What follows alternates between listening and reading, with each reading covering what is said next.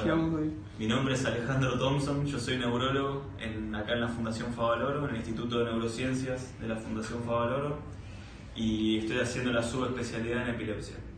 Muy bien. Bueno, ahora vamos a empezar con un par de preguntas y la primera es, ¿qué es la epilepsia?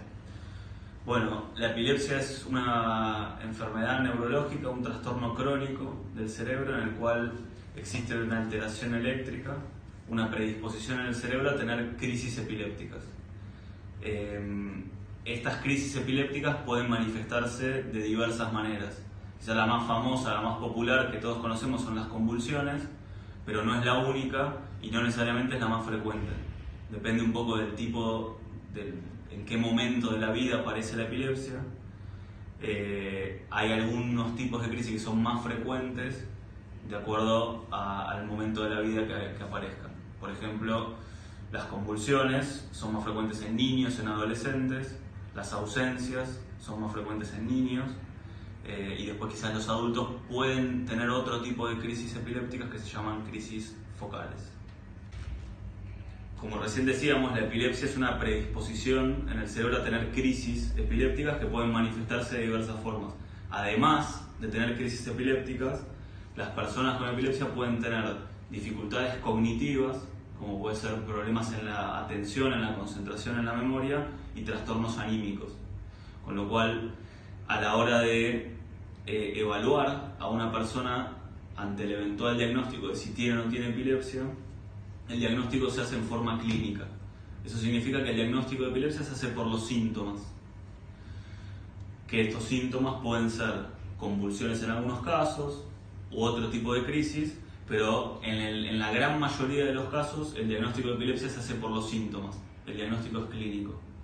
Uno se apoya en algunos exámenes complementarios que existen, como puede ser una resonancia magnética, un electroencefalograma o un análisis de sangre, para contestar algunas preguntas que son importantes contestar a la hora de darle el diagnóstico a alguien de epilepsia, pero no que esos estudios hacen diagnóstico, sino que esos estudios sirven para ver si la persona tiene una causa o no tiene causa para tener epilepsia y qué tipo de epilepsia presenta.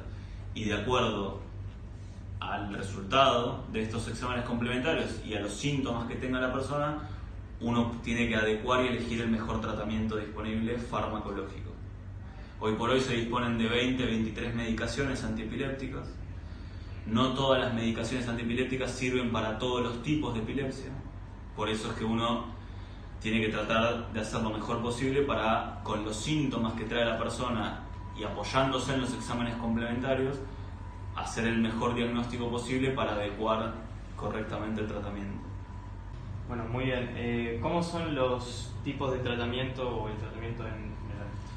Bueno, existen distintos abordajes a la hora de hablar de tratamiento. Existe el tratamiento farmacológico, que la gran mayoría de las personas con epilepsia se van a beneficiar del tratamiento farmacológico. Hoy por hoy disponemos, como dijimos antes, de 20-23 medicaciones que la mayoría son muy bien toleradas, se toman por vía oral en forma de comprimidos. Y el objetivo del tratamiento es obviamente que la persona no tenga crisis epilépticas y que además tolere adecuadamente ese tratamiento, es decir, que pueda hacer su vida normal. Después hay un pequeño porcentaje de los pacientes con epilepsia que quizás no responden a este tratamiento farmacológico y se beneficiarían de otros tipos de tratamiento no farmacológicos, que algunos pueden ser invasivos, quirúrgicos. Es decir, que hay algunas epilepsias que se operan y la gente se puede curar de la enfermedad. En ese caso particular, que se llaman epilepsias resistentes al tratamiento farmacológico, es decir, que es un porcentaje de nuevo bastante pequeño, la mayoría de las personas con epilepsia no necesitan operarse y hacen su vida normal con medicaciones, pero en este pequeño porcentaje de pacientes en donde requieren otro tipo de tratamiento, es donde uno tiene que considerar algunas alternativas, como puede ser la cirugía, o evaluar a la persona, al paciente, a ver si es un buen candidato o no para una eventual cirugía. En las personas que uno los evalúa y no son buenos candidatos o candidatos adecuados para una cirugía, existen otros tratamientos invasivos alternativos, como pueden ser la colocación de un estimulador vagal y métodos más novedosos aún, como puede ser estimulación cerebral. ¿Está? Con lo cual, que eso se está desarrollando bastante en los últimos años. Bueno, los tipos de epilepsia.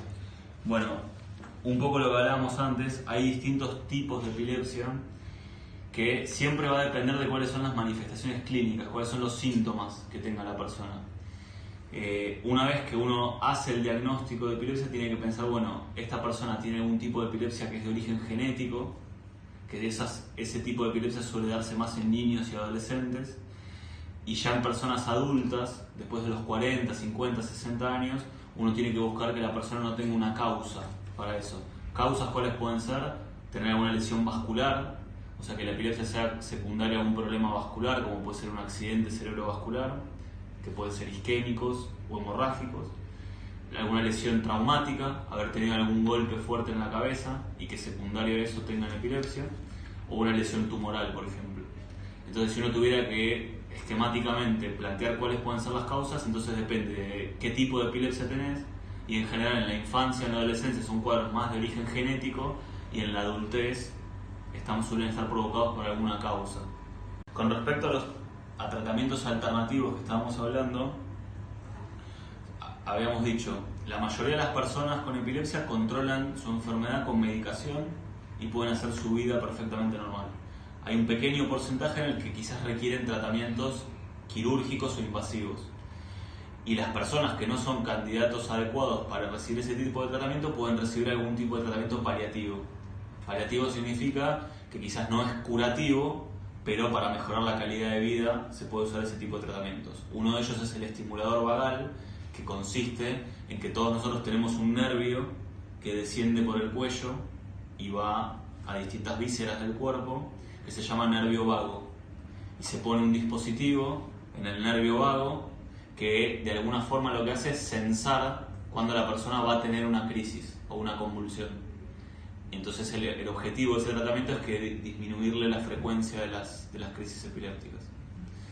Hay otros tratamientos más novedosos, como son la estimulación cerebral profunda, que consiste en colocar electrodos dentro del cerebro, que de nuevo cumple una función parecida de tratar de percibir cuando hay algún gatillo que va a provocar el inicio de la crisis y frenarlo.